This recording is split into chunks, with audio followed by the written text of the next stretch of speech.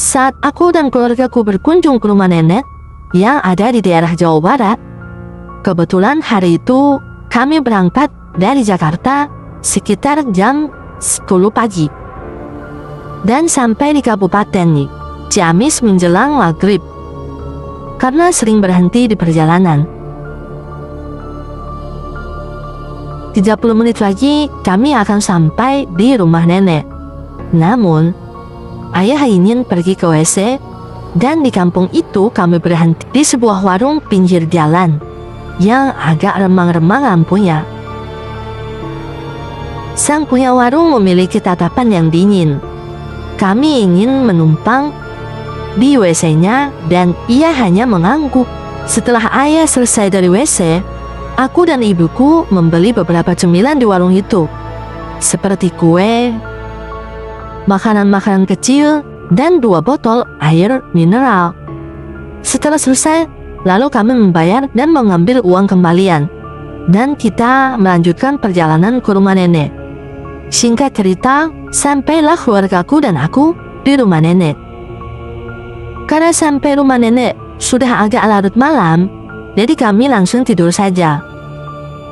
Dan keesokan harinya, aku bercerita kepada nenek yang ayah menumpang ke WC di warung perempatan jalan menuju rumah nenek.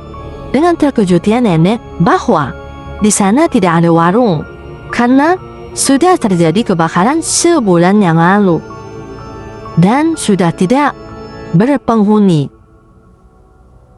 Warung itu dirampok dan dibakar oleh maling. Menurut pengakuan nenekku, kami yang merasa tidak percaya membawa kresek kue dan roti yang kami beli dari sana. Dan ternyata semua makanan itu telah gosong. Uang kembalian pun sudah berubah.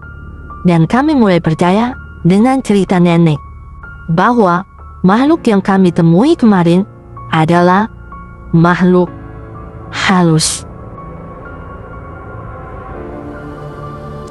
Seiring matahari terbenam dan rumah neneknya tertutup dalam ketenangan malam, seorang remaja bernama Aji menemukan dirinya menginap di tempat itu. Rumah yang dulu penuh dengan tawa dan cerita, kini hanya dihuni oleh neneknya yang kesepian. Suatu malam, ketika bulan bersinar terang, Aji terbangun oleh suara tawa yang terdengar begitu jelas dari jendela atas.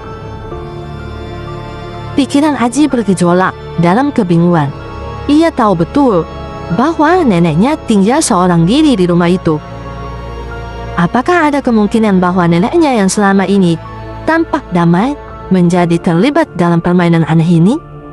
Ataukah ada sesuatu yang lebih gelap dan tak terjelaskan yang sedang bermain di balik tirai malam? Tawa itu seperti bermain-main dengan angin, datang dan pergi secara misterius. Aji yang penasaran tidak dapat mengendalikan dorongan untuk menyelidikinya. Dengan langkah hati-hati, ia bergerak menuju lantai atas, berusaha memahami sumber suara misteri tersebut. Namun, begitu ia sampai di atas, suara tiba-tiba mereda, seakan-akan entitas yang memancarkan suara tersebut telah mengetahui rencana Aji. Neneknya yang mengerti perasaan Aji mengungkapkan bahwa suara itu terdengar persis seperti suara almarhum suaminya, yang tidak lain adalah kakeknya Aji. Sebuah kejadian yang tak terduga, tetapi memberikan jawaban dalam bentuk yang tak terduga pula. Suara tawa itu mungkin saja merupakan cara sang kakek untuk berbicara dengan mereka dari dunia lain.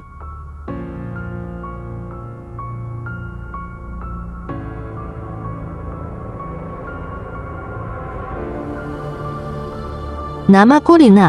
Aku adalah seorang mahasiswi semester akhir yang tinggal di kosan di daerah Jakarta. Sudah 2 minggu aku berada di kosan ini, yang katanya selalu ada kejadian aneh di sini. Namun, setelah 2 minggu berlalu, aku merasa tidak ada yang aneh. Aku enjoy aja dengan kos ini. Yang aku herankan, setiap aku mandi, aku selalu diawasi oleh dua pasang mata yang mengintip di balik jendela WC. Aku pikir itu cuma lelaki mesum di kamar sebelahku. Dan suatu ketika aku penasaran. Aku memasang kamera dan dipasang di kamar mandi. Aku mulai mandi. Betapa terkejutnya aku. Ternyata yang mengintip aku selama ini bukan manusia mesum, melainkan makhluk halus yang tanpa tubuh. Hanya kepala dan organ yang berjalan. Aku mulai gemetar dan HP-ku jatuh. Setelah mengambil HP, ternyata makhluk itu telah berada di depanku. Dan aku pun pingsan. Demikianlah 3 kisah nyata horor. Jangan lupa untuk selalu support channelku dengan cara subscribe. Dan kalau teman-teman punya pengalaman horor, tulis di kolom komentar. Sampai ketemu di video selanjutnya.